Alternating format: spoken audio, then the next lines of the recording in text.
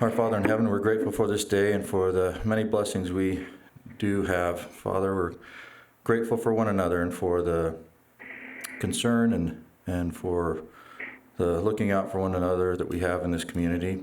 Father, please bless us that as we continue to go through some of the struggles and issues that we have in this time right now, that we might continue to look out for one another and be mindful of those who are less fortunate and who are in need. We're grateful for all the servicemen and women that not only serve in our armed forces, but also locally here in our emergency services and our sheriff's department. We're grateful for their service and for their time away from their families, and please bless them and their families as they serve.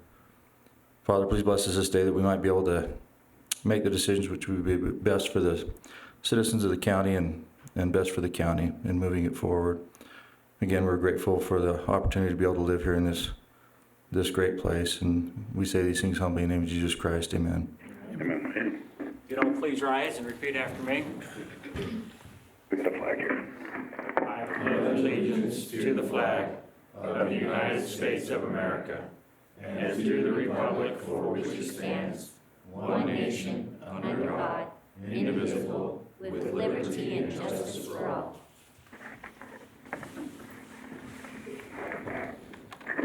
Okay, thank you, Corey. Did you guys get a chance to look over the minutes, Stanley? Yeah, I did. I'll make a motion that we approve the minutes from, sorry, I'm on two other things. What was the last date? March 4th On March 4th. I'll second that. and February 19th as well. And February 19th as well. Okay, I have a motion by Commissioner Summers, a second by Commissioner Scott. All in favor? Aye. Aye. Okay. Do we have any review items? Jeff, I was just going to tell you, I've had a couple phone calls with our housing project we were kind of talking about last week. They were concerned about us that we were going to go into the housing market from the county, and that's, further from the fact that we're actually going to try to, put an RFP out there and work with local individuals and private contractors to make this happen. So I just wanted to make everybody assured that that's the way we're going with that, and not that the county's going into that kind of a business. Oh, that's great. Thanks for clarifying that. So, you got anything else? Just that I just got off the phone with Intermountain up in Tremont. They have been chosen to be one of the collection sites and or testing sites. They have a drive-through that you'll be able to go to and be able to get tested. He did emphasize that they have tested a bunch of people, and they have flu and other things that are happening, but no positive tests that have come up for the COVID-19. So, make sure everything's going on the way you need it. They're willing to test stuff, but if, look up and see what kind of symptoms, the fever, dry cough, kind of mimics the flu, but yet the flu's, almost a little worse. So he just said that they have the drive-through open and they'll be able to test up there in Bear River Valley. Okay. All right, thanks. Thanks for that info. Commissioner Scott, you got anything? I don't. Okay. I don't have anything. Anything on former agenda items, you guys? Cody? I'm good. Okay, Cody's got something. Come on up, Cody.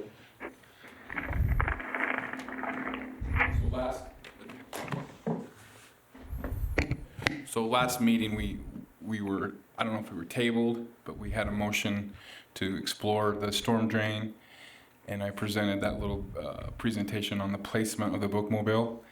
So I just want to give you an update and ask for some more clarifications. So I've met with Jones and Associates. They have started a storm drain. I don't know if we want to call it a study, but a storm drain, proposed storm drain future plan, so that they'll do elevations and say, okay, this is where our detention basins will be. This is where we need to do our lines. They're starting with that. They said it'd take a couple months to fully show what needs to be done. And I'm taking all of the fairgrounds, everything that's owned by the county, and be able to implement that with our future plans. So that was the first thing that motion asked for. The second thing was Dean Stokes was the low bid on that, and we had some concern on the original placement next to the cinder block buildings. So now I'm just basically asking for to proceed or not to proceed, or what needs to be done with this bookmobile building. What was the anticipated time frame from Jones on the study that they're doing and looking at the overall drainage plan for the fairgrounds? Right now, what's crazy is there's construction is very busy, and so they're anticipating anywhere from 6 months to 8 months. They'd have that done for us. So. Okay. That was the one concern that I had, is given the anticipated location and the drainage work that we would need to do, and if there would be enough, ingress, egress with the track there to accommodate not only the bookmobiles going in and out, but especially anything else that would be going in and out that Jen would need there at the fairgrounds, so it doesn't cause, a bottleneck or something that's going to cause problems for traffic there forever. It would be nice to know that before we plop a building down. Right. Well, and I think we talked a little bit with Cody when he's on vacation, and he just told him to get back with us, and Jan and Brad from the bookmobile and us, we're all going to get together and take a look and honestly see if there's easier and better placement for the future of it. So that's one thing that we were supposed to get done, and we were going to do when Cody got back, but everything's kind of been up in the air. So, we were looking about over by the airport runway, over by the airplane hangar, and over by the west side of the ticket booth also. So I think we just need to get together and take a look and see, what would be the best place to be able to get that done in a timely manner. Well, and I know Stan too, it's been talked about just for the sake, because they need to move out of Willard, moving their books over in the hangar and possibly getting some temporary things to cover their trucks there until we can make sure we get this sorted out the right way if we have to do that. So, Right. Yeah. No, I agree with you. So, No, I'm for that as well. I just think it's important that we have a plan and that we've got a good idea of where things are going, so that when it does go out to bid, we can stay on, and we can stay on contracts, so we don't have cost overruns and yeah. change orders and things that we kind of get surprised with that end up, costing a lot more than what the project was intended to cost. Amen. So I guess I just need clarification. Are we not going to build it at this time? Or are we going to wait for a time frame? Because I only have so many. I think we opened the bid the first of the month, and they only gave me, I think I only got like 10, 15 days before if we don't award the bid, then the concrete will go up and the steel will go up. That was already a part. But if we accept the bid and start that process, it will stay. So I just need a clarification if you want to award it to Dean Stokes or hold off. I don't know if I'm comfortable with awarding that where we're at right now, considering that you guys need to sit down and talk. I would be hesitant too as well, because it really depends. I mean, my opinion is it depends on where it's going to be built. Yeah. If it's not going to work where it's at, and then we end up having to do drainage, or we having to do a fix or a work around an existing building for drainage, rather than getting that taken care of first, I just hate to be surprised and then find out, oh, okay, now we got to drop another $250,000 or $500,000 into a drainage because we stuck a building here. Okay. That's my thought. Yeah. And I'm okay with that. And I honestly think that if we don't award the bid right now, depending on where it was at, I have a feeling, just because of the way things are looking, that things will probably go down. Interest rates are going down, and other things are going down. So let's get together, decide where we want it for sure. And then if we have to go out to bid again, Cody, I guess we go out to bid. But I don't want to put something on top of something, just like Jeff Scott said, that we end up having to do something with the drainage or going around it, or nickel and diming it to death to be able. We need to get the drainage done for sure, so we don't lose any more buildings and things like that. So I would agree with you, Stan, about the placement over there by the hangar. That really is a flat area where we would have minimal impact on Jan and minimal impact on the fair. So Okay. I will go back, hit with the contractors and say at this time, we're going to be postponing this for a time frame. And Well, then maybe even ask for an extension to see if they'd be willing to take a look at it. in those they other- absolutely in those will other extend spots. it, but there will be a cost increase. I mean, Oh, I'm sure. right now, I had, this is crazy. I had 15 single-family dwelling permits on my desk last week. So everybody's a little worried, but I'm telling you, it's still, people are still wanting to build. People are still, You're so. probably better off starting over, I mean, with the bidding process when you Yeah. do it, so, Yep. yeah. And then that way we can reflect too on the bathrooms, because I can do smaller bathrooms. There's things that we can modify to specifically with the bookmobile. So Okay. All right. Thanks, Thanks for your Cody. work on that, Thanks, guys. Cody. Appreciate So, it. I just want you also aware, I have to pay the architect. We've built these buildings, we've gone to bid, so there will be a cost that I think it's better to lose this cost now than to pull the trigger and cost more in the future. So just so you know that there will be some costs that I'll have to incur, but it's in my budget and we'll be able to. And we can Ramify that. pretty much keep those same plans for Absolutely. the existing building. It'll just be a Right. couple of small change orders. And Right. so the bulk of it, we're going to recoup anyway. Absolutely. It's just the architect put it to bid, and that's Right. part of his contract. He gets a percentage, and that's just, and we may want to go out to bid for another architect, or we may want to stay with him. But I just want to make sure you guys know that there will be a cost, but it is a saving if, like you said, if we put it in the wrong spot, Right. we'll be saving it. So, Okay. Okay, thank you. thanks, Cody. Thanks, Cody. All right. Looks like we'll move on down here to Spencer Wilson.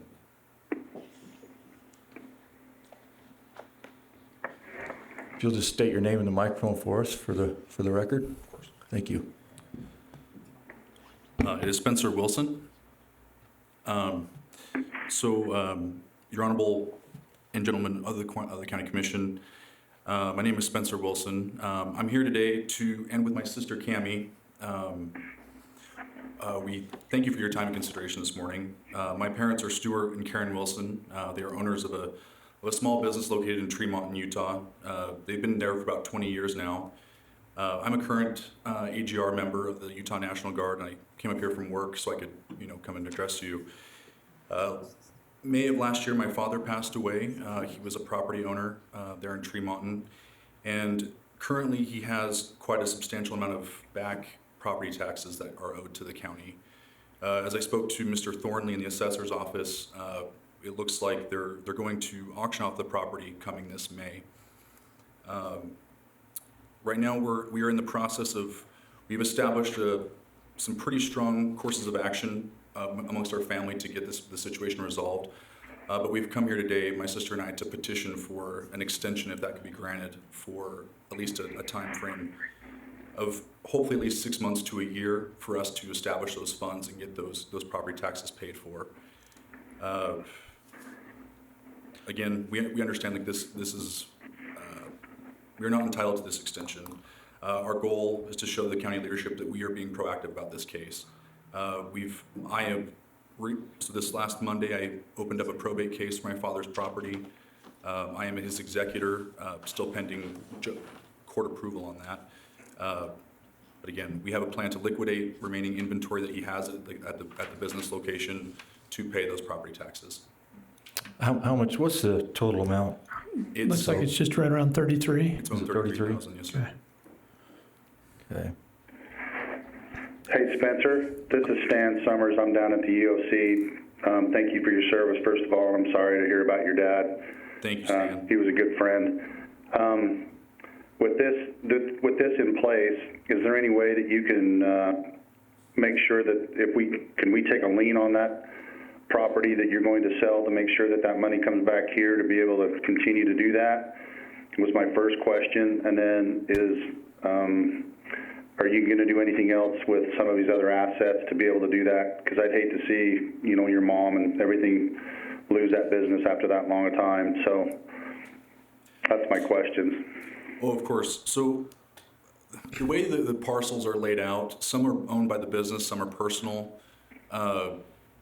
It's a kind of a weird titling structure, but none of the parcels are owned outright. They do have a lien holder from it's Ireland Bank up in Idaho. So we don't actually own anything outright per se on those properties. However, we do have a number of trucks and just remaining inventory that we have that we're still in the process of selling. But also my mother's father, he has agreed to help us he's going to refinance his home so we can pay those property taxes. But again, that just requires a little bit of time because, once you appraise and go through that process. Excuse me for just a second, Spencer. I have to open up our public hearing, and we'll just come back to you, but I just need to notice we're opening our public hearing on the Thanksgiving Community Reinvestment. So, okay, go ahead. We'll have you finish before we move on to that. I just needed to notice that, so apologize. Oh, thank you. And that's basically, that is our plan. And again, we believe that we're going to hit that May timeline. We want to, exercise every option that we have.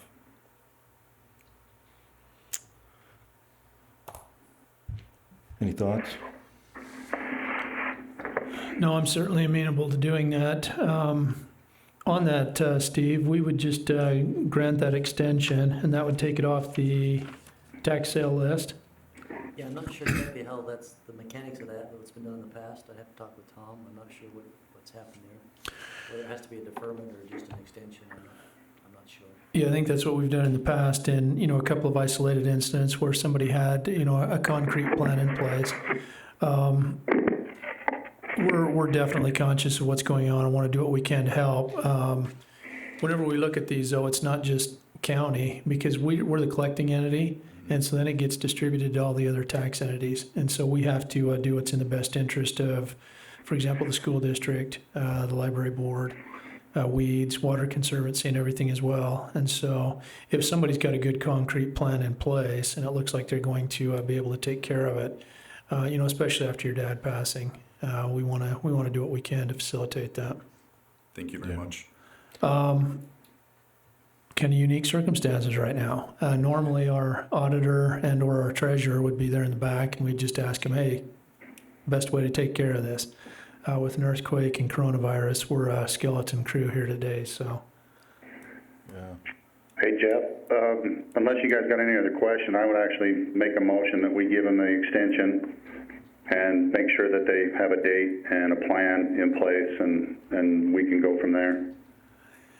I'm not positive, Steve, but it seems like when we've done an extension, it's just been for a year. Because it's not like we do an extension and say, okay, this has to be paid in 10 days, because there's really no mechanism. Once you've done an extension, it falls off the tax sale list and comes back up if it's not paid by basically November of this year when the new tax notice goes out, I think. Yeah, what I would suggest is if you're inclined to do that, make it subject to clearance with the auditor that squares with what we've done in the past. Okay. Come back and readjust it. Pending approval from the auditor. Okay. Okay, I'll change my motion to include what Steve just said. All right, I'll second Commissioner Summers' motion. Okay, I have a motion by Commissioner Summers, second by Commissioner Scott. All in favor? Aye. Aye.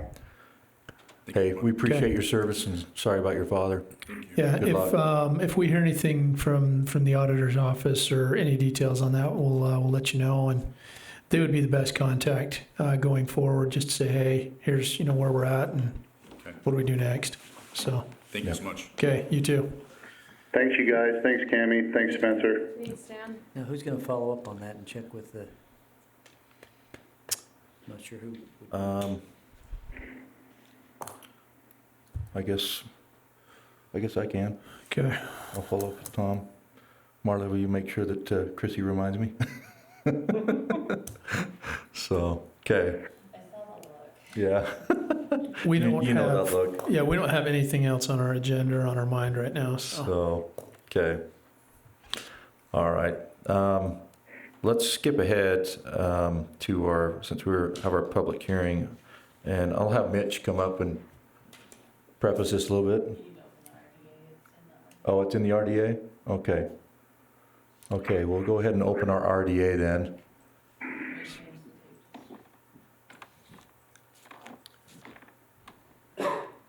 And do we have minutes to approve for the RDA? Okay. If you're open, is the tape changed? I can't see it from She's here. working on it. Okay, we're good And now. the only I'll thing make a I saw on here is we just had the one set of minutes from February 19th, is that correct? Okay. Do you want want to make the motion, or you want me to make a motion to approve the minutes from February 19th, 2020? You got the tape, Marla? Yeah, she's Okay. good. Yeah, I'd make a motion that we approve the minutes for the RDA from February 19th, 2020. Second. I have a motion by Commissioner Scott, second by Commissioner Summers. All in favor? Aye. Aye. Okay. Mitch? So as an introduction to Project Thanksgiving, it's Nucor Steel up in Plymouth. We have Chris and John here from Nucor to answer questions that you might have as a commission. This project is a $40 million, approximately $40 million personal property project. It's 10 to 20 new high-paying jobs. They are, I lost my train of thought on that one. They are going to, didn't have this part written down. Anyway, what we've got in front of you today then is the public, that's what I was going to say. This is a project for, between the commission, the Box Elder County Commission and then, and the RDA.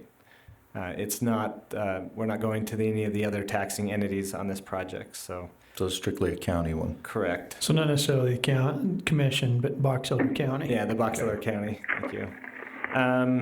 What we have in front of you is a plan that the commission would adopt the plan and the interlocal agreement, and then the redevelopment agency would adopt the plan, the budget, and the interlocal agreement. So I don't know if you have any questions or whatever for Chris or John, or if you want to just open up the public hearing at this point. I'm assuming that this is similar to past agreements, with the exception of we're the only party to it.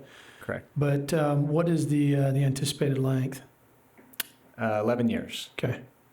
And it's similar in that if there's enough increment that goes in prior, it just gets terminated. Correct. Okay.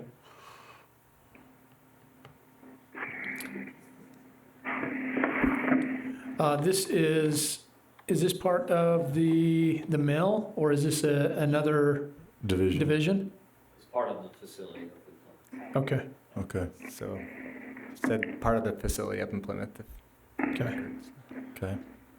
Chris, this is Commissioner Summers. I sure appreciate everything you're doing up there, and I would be more than happy to be able to be a part, being up there with you guys, but I'm not sure anybody understands that of all the things you do for not only the county, but for your employees. And, you know, like I said, I'd be honored to be able to be a part of this and make a motion to support if you guys are done speaking. Well, is there anything else we need to do? we gotta have the public hearing still. Oh, okay, I'll Sorry. shut up then. I'm just here for support then. Okay. We appreciate your support. All right. No, I had a chance to tour the facility with the Chamber of Commerce. Oh, when was it? I think last fall. And pretty amazing. I mean, I grew up that way in Fielding, Anytime.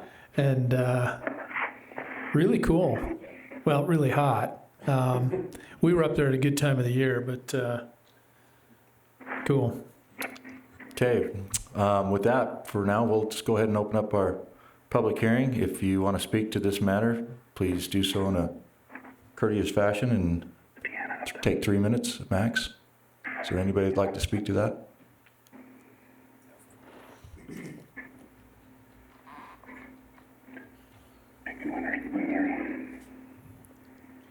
Deanna Hardy Brigham.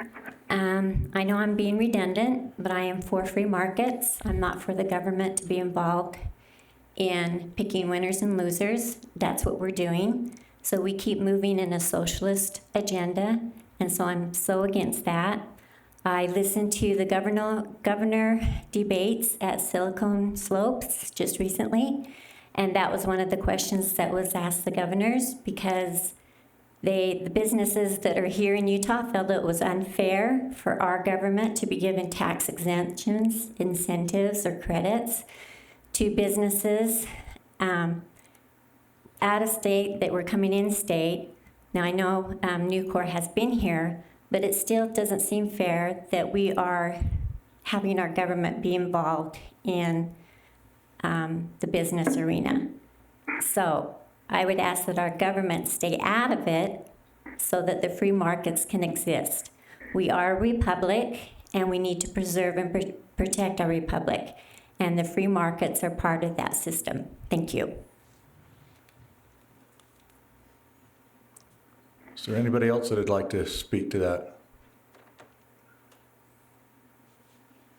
If not, then we'll go entertain a motion to close the hearing. So moved. Second.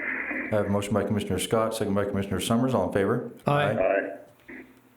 Okay, and entertain a motion for the project.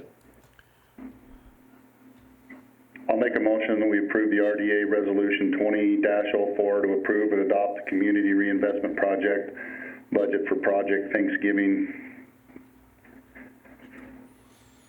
Is that what you needed? That's ordinance number 512? Is that the way that it's? Oh, it's in, okay, in the RDA. All right. I will second that. I have a motion by Commissioner Summers, second by Commissioner Scott. All in favor? Aye. Aye. Okay. All right. I guess You we'll need close two out more. the- Oh, we need two others, yeah, we got two others here. So, So I'll make a motion, we approve the RDA Resolution 20-05 to approve and adopt the Community Reinvestment Project Plan for the Project Thanksgiving Community Reinvestment Project. I'll second that. I have a motion by Commissioner Summers, second by Commissioner Scott. All in favor? Aye. Aye. And then last is move to have the agreement for the RDA 20-10 for the Project Thanksgiving Community Reinvestment Project between Box Elder Redevelopment Agency and Box Elder County. I will second that. I have a motion by Commissioner Summers, second by Commissioner Scott. All in favor? Aye. Aye. Okay. Can I entertain a motion to move out of the RDA? So moved. Second. I have a motion by Commissioner Scott, second by Commissioner Summers. All in favor? Aye. Aye. Okay, thanks you guys. Thank you. Let's get back up here now and, okay, we'll let Marla skip over. Looks like Madeline Snyder, is she here? Better table that one. She's from my office and she's not available today. Okay. so- All right, we'll go ahead and table our 1141 then. Are you on, Marla? Okay, I'll wait and mention that after you're back on. So 1141.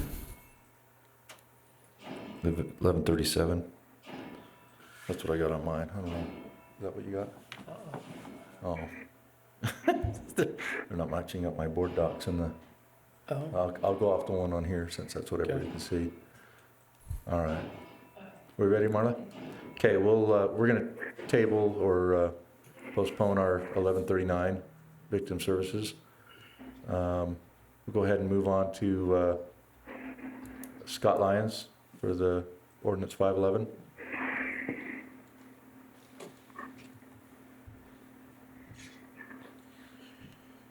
All right, my first item is ordinance 511. This is the Riverside Road vacate. This was before you at your last meeting. We held a public hearing, and a motion was made to approve the vacate. The county road vacate ordinance basically states once the public hearing is held, commission makes a motion, then an ordinance will be prepared and brought before you at your next meeting. So today is that next meeting. So, Okay. I guess, I don't know, Steve, where this has been motioned to approve at the last meeting, I guess they can make an official motion to Adopt the ordinance. adopt the this specific ordinance number and then forward. I would make a motion that we adopt ordinance number 511, Riverside Road vacate. Second. I have a motion by Commissioner Scott, second by Commissioner Summers. All in favor? Aye. Do you know about how many more of these we have? I know there's a number of these little alleys and different roads and different things there in Riverside. We're Yeah, making a dent. I've talked with one other person who is interested or at least aware. We have a map that we keep track of all of them on. So I guess the question is if we want to actively do it or if we want to just wait as they come, so. I think they'll probably come in on their own like they have, but Some there's a of them bunch. Some of them get a little trickier as well. This one's easy because it's one that's essentially out in the field and it's the same landowner on all sides. Whereas some of the other ones that are more within the developed portion of Riverside, you've got, 3 or 4 different owners that border it. yeah, All around. multiple owners, and some Okay. have like sheds in it, you know, things like that, and so it would, the reason it doesn't make sense for me to have the county pursue it is, you would need legal descriptions drawn up for which portion's going to who and all these other things like that, whereas, this They'll do one's- it if they want it. Yeah, so. So I figured. Okay, thanks, sir. Anyway, next item is the Shannon subdivision. This is a one-lot subdivision on East Promontory Road, out on the east side of the Promontory Peninsula. It is 22.767 acres in size, and has been reviewed by all applicable departments, and comes with a recommendation of approval. I'll make a motion that we approve this Shannon subdivision.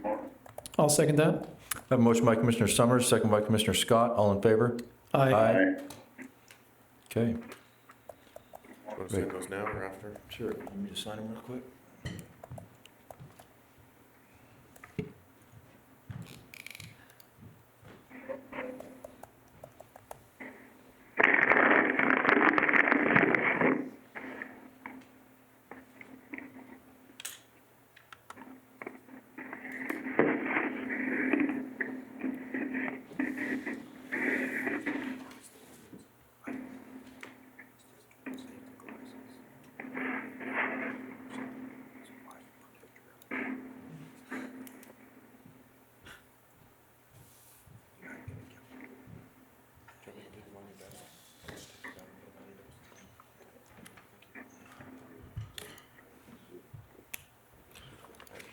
Hey, thanks, Scott. Thanks. Appreciate your work. So, okay. Looks like we're back to Mitch on ordinance 512. Same thing? Yeah. Unless you want to, I think we've pretty much got the gist of it here, so. The same ones that you did in your RDA. Yeah. So I'd entertain a motion on ordinance 512.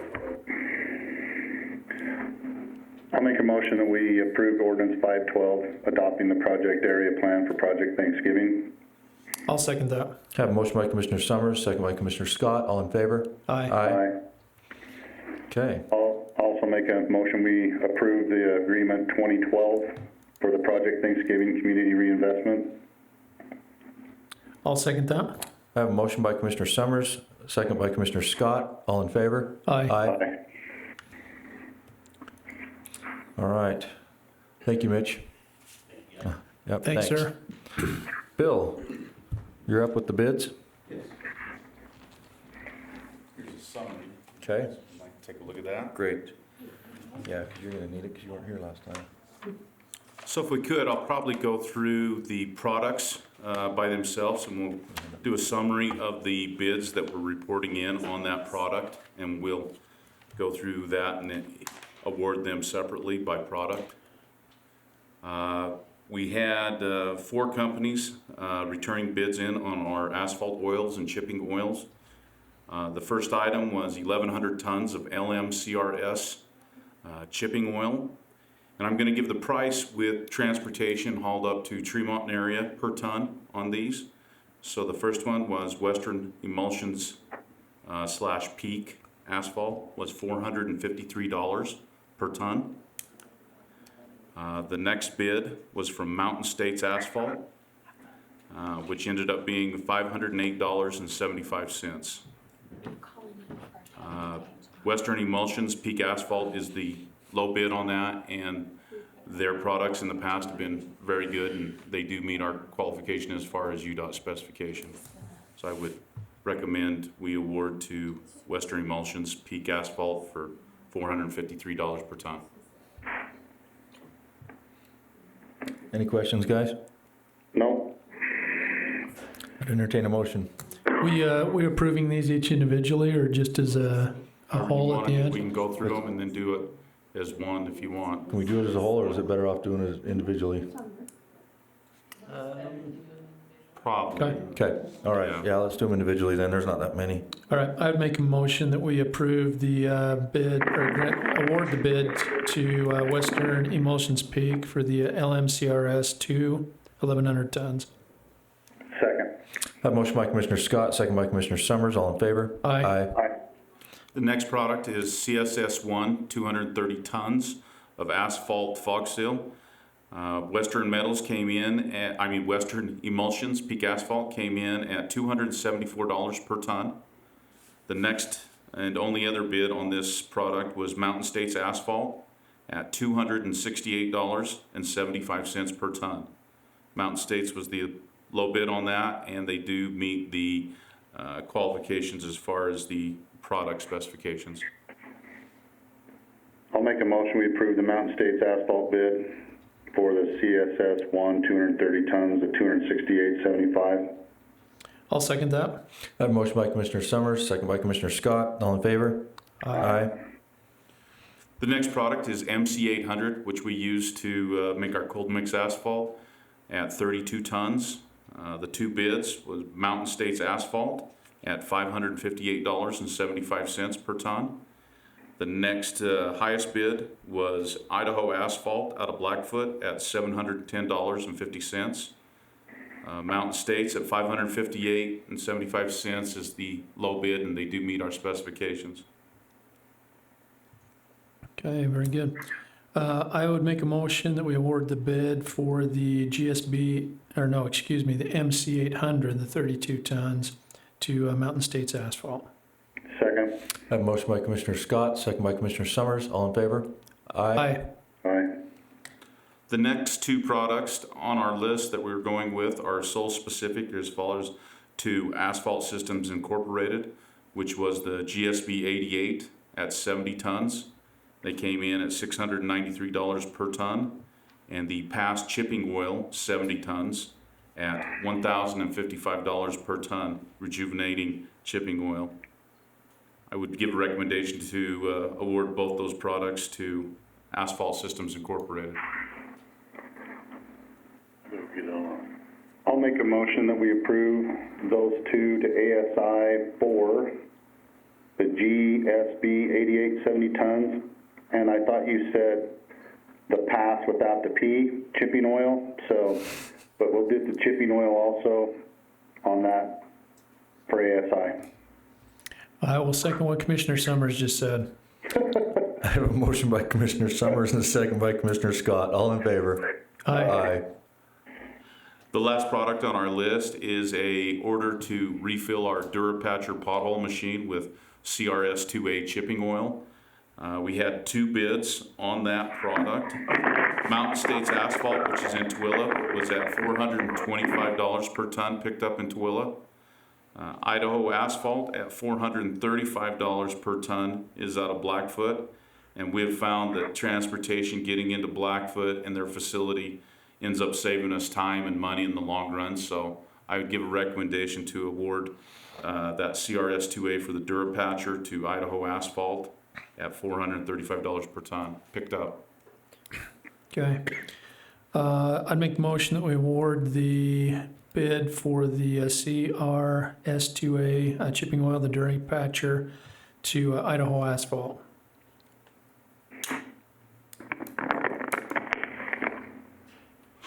Still with us, Commish?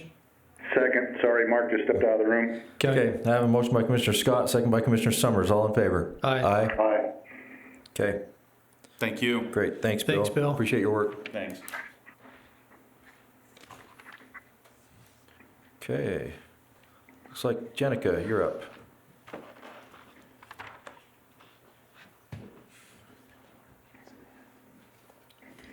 Okay, so at this time in our meeting, I am just bringing the HSA early contribution back that was tabled last time. So I just need a motion to approve and pay that out. Okay, for those of us, or those of me that wasn't here, I'm assuming that we just had a couple of Well, unique circumstances or some folks. Okay, You can't do it, so. So yeah, there's a unique medical circumstance where they need the funds immediately. okay. So we need to pay those out. So this is the June one? Yeah, Okay. the June payment of $11.25. All right. I would make a motion that we pay that HSA early contribution. And I, Commissioner Hatfield, I almost called myself Commissioner Summers. Commissioner Hatfield will second that since Stan cannot. Okay. All in favor? Aye. Aye. Aye. Thank you. Okay, Thanks, Jenica. thanks, Jenica. Looks like we got the Indigenous contract. Yeah, that's my, That's yours? yeah. Okay. Did you get a copy of that, Marla? I've got 3 of them here. We need 3 of them signed. I don't know if you want to. What this is, recent legislation requires that the county attorney's office, well, the county basically, pay for the indigent. If somebody is having their parental rights terminated privately, we used to always pay it when the state does it, but this is to private individuals. There's recent legislation that requires the county to pay for that if one of them can't afford an attorney. And so this is the agreement that would be signed with there's a roster of attorneys that will handle this, that the county has to enter into with that attorney. There is a grant that if it's done correctly, the state will reimburse us for those costs. So all this is that agreement. And it'll be done on a case-by-case basis. So each time that happens, we do a new agreement. So we can get reimbursed as long as we follow the protocol then? Yeah. Okay. And this is contract 20-15, I don't know if that's what the it's. Gage Crowther? Yes, that's the one. Okay. I'd entertain a motion on that unless you guys have any other comment. I'll make the motion, we approve the indigent defense contract with Gage Crowther. I'll second that. I have a motion by Commissioner Summers, second by Commissioner Scott. All in favor? Aye. Aye. Okay. Looks like the Utah Children's Justice Center, that Yes, contract. this is a contract with the state of Utah. As Sterling from the Children's Justice Center was going to be here. He's been here before, but he had a death in the family, so he was not able to be here. But essentially what this is Box Elder County has had a satellite office operating in the county through Cache County's CJC. It's gotten large enough and the time was right that the county is going to have their own CJC. It's a great benefit for the county, great help to law enforcement in the prosecution of crimes involving children as victims. So this is a contract with the state of Utah. State of Utah funds part of that, and that's what this is. Okay. Okay. I remember when Sterling was here. I'll make a motion that we adopt contract number 20-13 with the state of Utah for the Children's Justice Center in the county. Second. I have a motion by Commissioner Scott, second by Commissioner Summers. All in favor? Aye. Aye.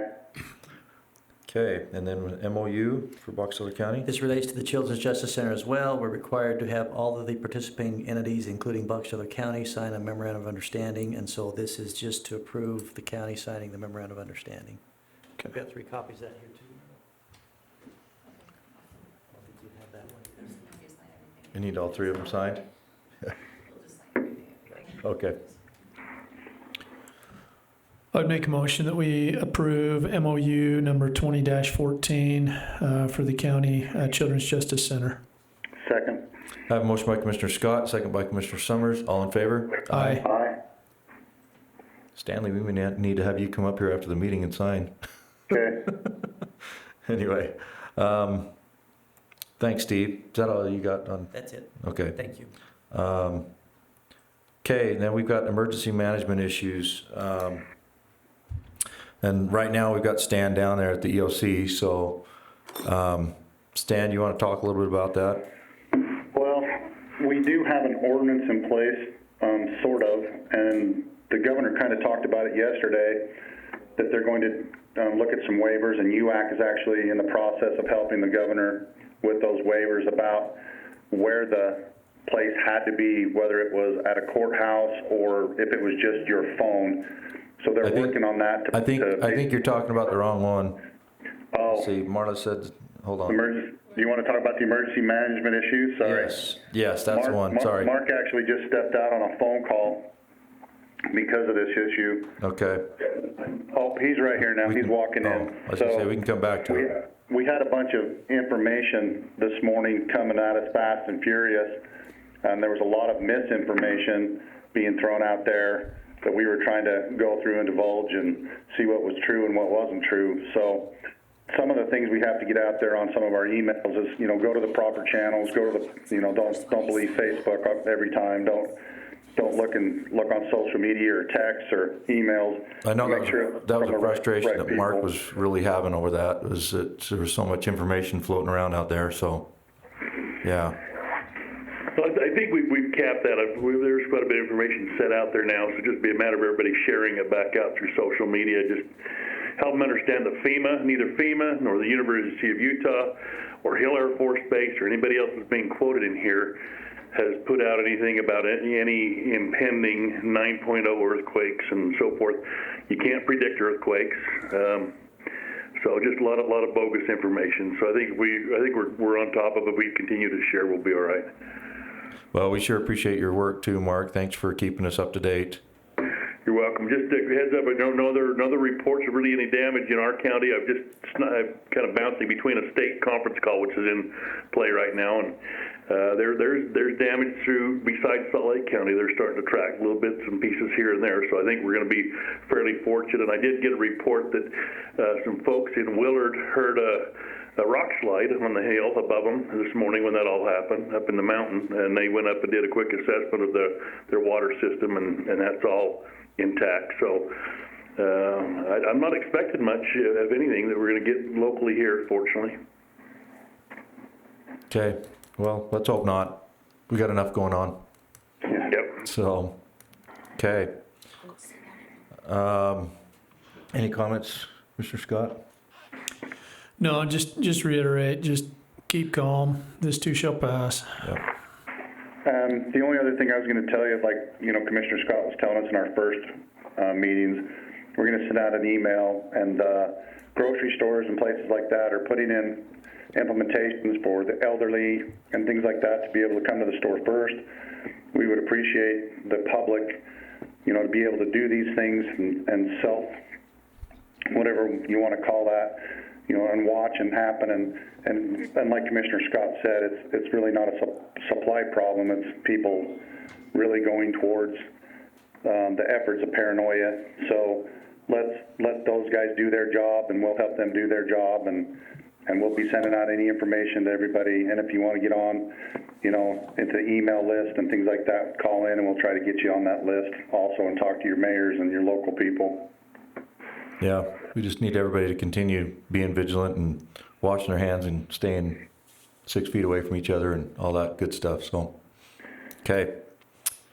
All right, thanks. And we'll move on to the electronics meetings ordinance. Before you do, we had Oh. to do this, Hold on. the policy. Oh, We okay. have to do it under that. Under the emergency management issue? Yep. Okay. So Go ahead, Jenica. from an HR standpoint, we have written a policy similar to other counties in our area regarding COVID-19 and the response from our staff and how it affects employees.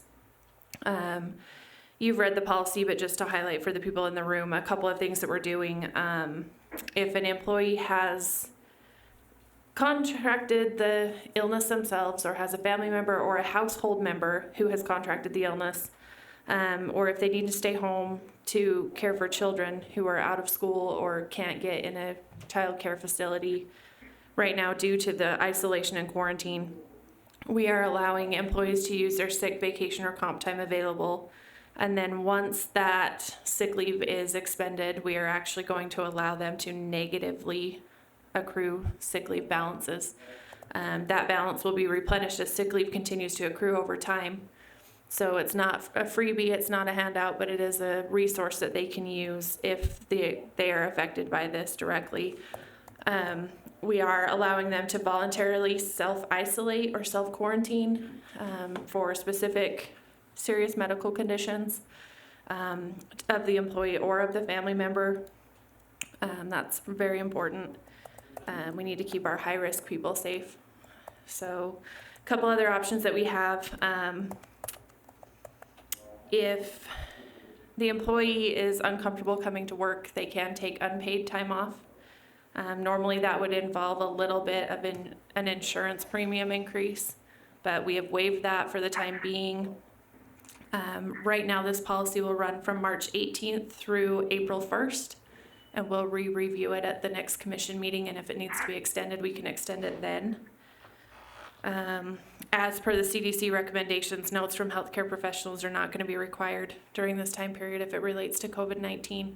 We need to keep our medical professionals doing their job, doing what's most important, and most important right now is trying to control this virus.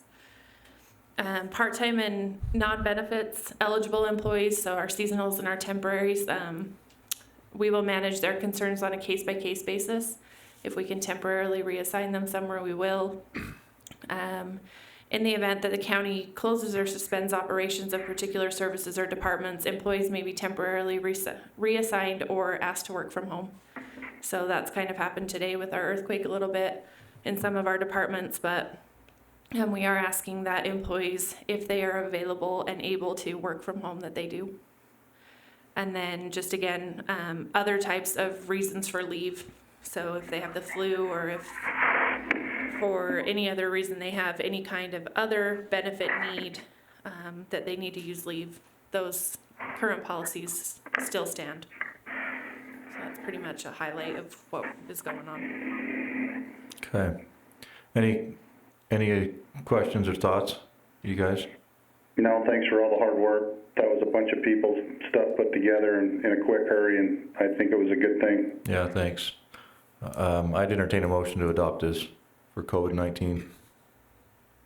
Do we have a specific section It's or? policy 25 called COVID-19 emergency pandemic leave. Okay. I would make the motion that we adopt code number 25, specifically dealing with COVID-19. Second. I have a motion by Commissioner Scott, second by Commissioner Summers. All in favor? Aye. Aye. Thank you. Yep, thanks. Okay, and then it looks like we've got our electronic meetings ordinance, which we're currently trying out or using right now with Stan being remote. Stan, do you want to go ahead and talk to it since you were speaking on that just earlier? Yeah, that's one thing that the governor was talking to us yesterday on our call with local elected officials, is that they're going to look for basically a way out of having to be at one place all the time, to where your phone or your speaker or whatever you're at is actually the meeting place. So, you know, we've got most of this stuff in ordinances and stuff adopted, but I think it was done before we had FaceTime and, you know, Facebook Live and all this other things are going on. So we're just trying to update the policy that would include, if the plain fact that, you know, we couldn't make it in, you know, we could make the phone the place that is at origination at, and we could still have meetings. They are going to look over, like, the public being able to come to meetings and how we're going to address that. I don't think that's been taken care of as of yet, but there will be other things. And we also have the go-to-meeting, things that we can use right now, and we'll be able to implement those also. So we just need to make sure that we have the policy in place to update those policies. Yeah, and I believe we also talked about clarifying where we have a hub or a main part of the meeting where we need to at least have one or two commissioners there physically at the meeting, but I don't know if we want to adopt something like that or not eventually, but that was something that was talked about. Right. So, okay. Yeah, currently, I think what you're shooting for wanting to do isn't possible. You can't have a meeting without one commissioner being here. There has to be an anchor location, and I think the reason for that is it allows the public a place to gather. There may be other types of meetings, an emergency meeting if the building were to be destroyed or something. But as far as remote, the only way to do that legally now is to have one commissioner here. The policy that we've drafted provides that it doesn't have to be the chairman, but whichever commissioner is here is the one that would chair the meeting, that particular meeting. So it basically establishes a meeting site. There can be more than one location, but there has to be one here where the meeting's supposed to be held. For the anchor site, yeah. Yes. Okay, that makes sense. Now, I know that, I didn't get a chance to look at it. Marla, you had another one that you sent me the other day. Did you look at that one at all? Theirs was mostly for an emergency situation like right now.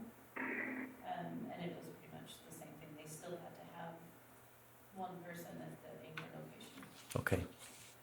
So, okay, so you're okay with the way the one that we drafted?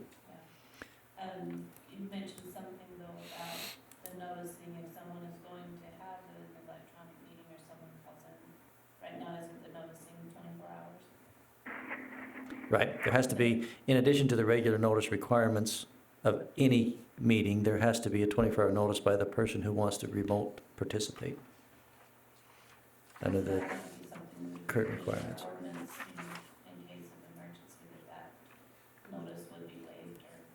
Right. Yeah, And really, the reason for that requirement is it's for not the public, it's for the other members of the commission so that they know what to expect when they come to the meeting, who's going to be there and who's not. yeah. That's the purpose of that requirement. And I think that's what Governor Herbert was talking about, was for waivers for those types of things that are happening for emergencies. Right. So I think they're working on that policy now that they'll push out through UAC in the next couple of days. And keep in mind, there still is the provision for an emergency meeting. And basically what that says, it's supposed to be as much possible notice as you can give reasonably, but there's no defined, I mean, if you had to have a meeting because of some emergency in 10 minutes, you could do that, as long as you give the best notice possible Yeah, for that meeting. okay. So this ordinance 513 then, is it still in process or is it? No, I think we're ready. If We're ready? I sent it to Marta for, Okay. make sure she was okay. She's the one that's gonna have to comply with the notice requirements, and then I think we're ready to go. It basically updates our old one, Okay, so it should be ready to go. all right. Well, unless you guys have anything else, I'd entertain a motion. Well, Marna, I was just going to say, can we put this on, maybe even next commission, for the plain fact that I think they might have additions to the ordinance. Let's pass this today, and then maybe look at it and see how quickly they get those other parts of this ordinance that we'll be able to adopt there also. So just put it back on the agenda for the next meeting. Okay, good idea. I'll make a motion that we approve the electronic meetings ordinance 513. I'll second that. I have a motion by Commissioner Summers, second by Commissioner Scott. All in favor? Aye. Aye. Hey, the other thing we were going to talk about during the emergency management part of this is the ability to okay a state of emergency if we needed to. So Steve, is that something that we can pass now and just have Jeff, if one of us had to sign it, if that becomes available? Because I don't think we need to now because of the state and what they've done, but if there's something that we can do in that motion so all three of us don't have to have an emergency meeting, that we can just have the chair or whoever's available come up and sign that document so we don't have to have an emergency meeting in the future. The only problem with that, I like the idea, but the only problem is we don't know the specifics of why we'd be calling the emergency. I don't think we can just do a blanket authorize an emergency, because you gotta know what the specifics are, whether they're earthquake or whether it's further spread of the virus, whatever. We don't know that, so you can't just anticipate that in advance, I don't think. Well, that's kind of what the state just did, so that's what I was wondering. Well, who's their attorney? I don't know. Well, I guess Sean Reyes, so. But yeah, they basically passed that and told us that we really don't need to unless there's something else that comes up, so. Yeah, I but if don't we think, need- as long as if we the need an state has emergency declared meeting, that's fine. emergency, as long as the state it accomplishes what we need it to accomplish, so I don't think there's any reason for us to, unless we've got specific needs in the county. Yeah, I was gonna say, ours would need to be specific on that then. I had a conference call with the Board of Health yesterday. I think we're supposed to have another one this afternoon. They're going to work it out. But if the Board of Health declares the emergency as well for our region, we're covered under that from a law enforcement standpoint. Right. So if the law enforcement needed to act under the direction of the Board of Health, that would give them the authorization to take more extreme measures if they needed to. And so I think we would be covered under that as well. I think about the only thing, from what I understand, that doing it at a local level would do is if it was something maybe beyond the health. And that would be more earthquake or, heaven forbid, another sort of issue we had to deal with. Okay. So, okay. All righty. Looks like we got our stuff signed. We need a closed session, is that correct, Jenica? Okay. All right. I'd entertain a motion then. You want to discuss You want to talk that about option? Bull auction was. Oh. Steve's present. Yeah, hold off before we go into that. Steve, you weren't here, but Jan was first one on the thing. She's got an auction Saturday at the auction barn. She said they can move into the arena where they can spread out a little bit more. But I'm wondering from a legal standpoint, does the county, because we've been advised by the governor, Who sponsors it? Is it a private auction or is it county sponsored? It's private. private, But they're renting our facility. uh-huh. I mean, I think the safe thing to do would be, if there's gonna be 10 more people there, not do it, not allow it. It's our facility. If there's a problem, we're gonna be the Yeah, ones on the hook. that was my worry. I'm sure they're gonna have more than 10. So I think the appropriate would be, no, it's not in keeping with what we've been told, and as the county, we shouldn't be sponsoring anything like that. We're not sponsoring, but we shouldn't be allowing that to happen. Okay. Good, So glad you guys if- reminded me of that. If they could do 10 on the inside and let 10 people out and rotate them through, kind of like other places like the DMV and things like that, because we're talking about, like I said, $250,000 here for a business. But all it's gonna take is one person to get it Well- and then sue us, and we're gonna basically be held liable. I understand that. They could go in the auction, in the livestock arena where they could space out in the bleachers if that would help, but You still got more than 10. Yeah, there's Yeah. more than 10. I just don't think it's a good idea. I mean, you guys can decide what you wanna do with it, but from a legal standpoint, I don't think it's a good idea. That's been my biggest concern with it. It would be nice to continue to do it. I just, as we look at everything else that's shutting down with, all the restaurants, the bars, churches, everything else, I feel like we would be saying, well, this one's okay, but everything else has to shut down. That would be my only concern. Is there a possibility they could reschedule in, say, 4 weeks? I could ask them. That's something to maybe ask them about, see, that would be helpful if they could postpone and defer so that they wouldn't lose out and we could work The with only them. thing is we set up individual pens for those bulls in that livestock arena. Uh-huh. That's, the inmates have come out and helped us set up last week for them. We'd just have to either cancel the events between now and then so that we don't have to take them down and send them back up. How many events you got? Oh, I've got a high school rodeo. So A this, District 9 See, high school rodeo. I the assume first They're this gonna one. have more than 10 there with I that assume this too. apply to every event you've got there. I mean, we can't just say this one and then allow some Yeah. others. I mean, So every how event, far out do you want me to go? it's indefinite right now. I don't know how far. I know that the governor's office started off with like 2 weeks, but I know that they've kind of left it open-ended. And I think we ought to at least follow that guideline, if not maybe a little bit further. You could do 2 weeks and then in 2 weeks, do 2 more weeks, whatever you need to Yeah. do. But I think people need to know. That's what the governor's office said yesterday, for 2 weeks, and then try to keep as much open as possible. That's what the governor said yesterday. Let's just do that, just to be fair with everybody, and then that way because I'm sure they're being told that in other places too, as far as that goes. That makes us consistent. Okay, so I also have people renting the arena for just a roping. There's not gonna be 10 in there at the same time. They'll be in and out, where they're not confined.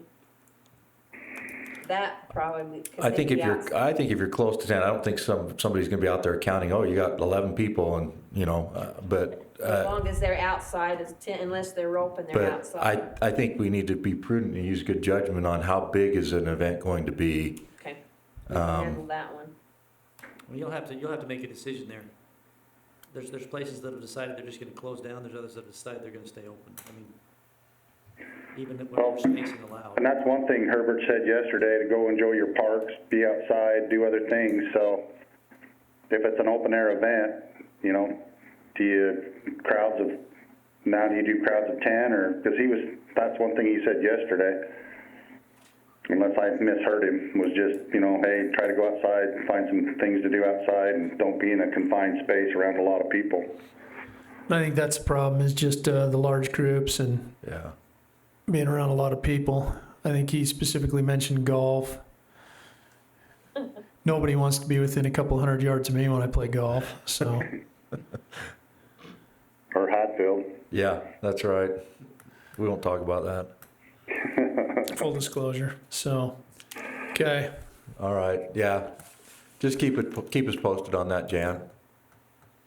Okay, once I tell them they're no bull cell, you won't have to worry about me anymore. See, yeah, just see if they'll postpone. See if they'll be able to postpone and just try and work with them. Let us Well, know. they'll tell me they can't. Well, but under the circumstances, I think they're gonna Not having it. understand that The only way they're happy is they have We're- it somewhere else. we're, Just tell them. our hands are tied. Weaver County's supposed to have a bull cell on the 4th, and they've shut them down there. That's a possibility. Mark says, what if we made it a motion so that it basically comes back to us as a commission and not on her? Do that, you can. It's your fairgrounds. Yeah, I would make a motion that we suspend all large group events, anything where we'll have more than 10 people in a confined area at the fairgrounds for at least the next 2 weeks, starting Yeah. immediately. Per Governor Herbert's advice, I second that motion. I have a motion by Commissioner Scott, second by Commissioner Summers. All in favor? Aye. Aye. Okay. That helps me, thank Yeah. you. We'll take the heat. They can scream at us. Yeah, we want this kind of stuff to go on, and we want things to be back to normal as quick as possible, but, yeah. Yeah.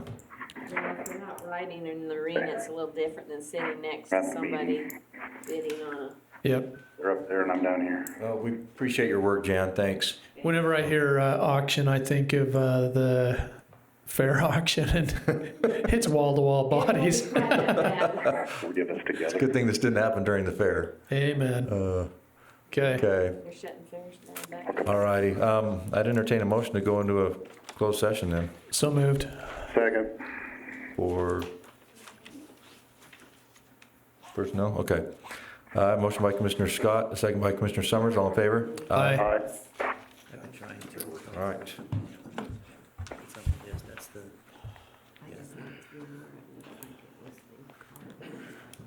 You staying in, Jim?